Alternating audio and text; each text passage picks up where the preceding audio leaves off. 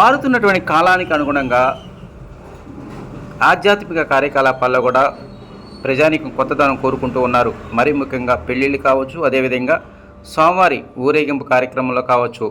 గతంలో సాంప్రదాయబద్ధమైనటువంటి బ్యాండ్ మేళం కావచ్చు, మంగళ వాద్యాలతో బాగా అందరిని ఆకట్టుకునే విధంగా కార్యకలాపాలు ఉన్నాయి. కానీ నేటి పరిస్థితి మారింది. యువత మరీ ముఖ్యంగా స్వామివారి ఊరేగింపు సమయంలో కూడా డీజే మ్యూజిక్లు ఎక్కువ ఇష్టపడుతూ ఉన్నారు. మరీ ముఖ్యంగా నవరాత్రి ఉత్సవాల సందర్భంలో వీటి యొక్క ప్రాధాన్యత బాగా కనిపిస్తుంది. అయితే మారుతున్నటువంటి ఈ కాలాన్ని గతాన్ని గుర్తు చేసే విధంగా ఇటీవల కాలంలో మరీ ముఖ్యంగా ఆంధ్ర రాష్ట్రంలో కేరళ మేళాలైనటువంటి ఎక్కువ ప్రాధాన్యత సంతరించుకున్నాయి. ఎక్కడో సుదూర ప్రాంతంలో కేరళ మంగళ వాయిద్యాలు మన ప్రాంతంలో ఇటీవల కాలం బాగా వినిపిస్తున్నాయి. పెళ్ళిళ్ళు, స్వామివారి ఊరేగింపులు కావచ్చు, ఏదైనా కావచ్చు, ప్రతి దానిలో ఈ మేళానికి ఎక్కువ ప్రాధాన్యత ఇస్తూ ఉన్నారు. వినాయక నవరాత్రి ఉత్సవాల్లో భాగంగా రాత్రి స్వర్ణకార సోదరులతో ఏర్పాటు చేసినటువంటి వినాయక నిమజ్జన కార్యక్రమంలో అమలాపురం చెందినటువంటి ఈ కేరళ చండా మేళం అనేటువంటిది చూపలు ఎంతగానో ఆకట్టుకుంది.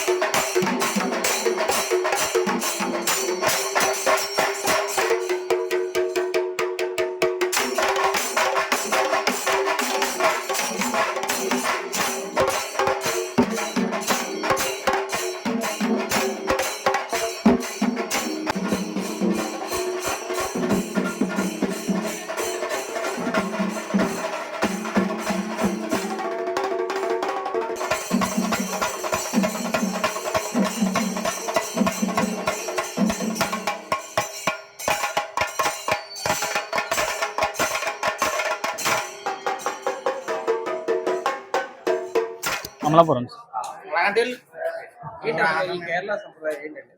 కేరళ అంటే కేరళలో ఇది ఒక ప్రత్యేక కేరళకి సంబంధించింది మొత్తం. మన ఆంధ్రాలో కొత్తగా మేము ఒక 10 years.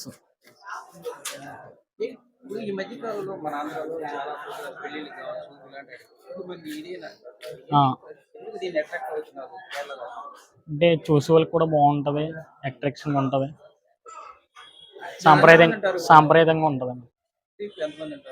15 మంది.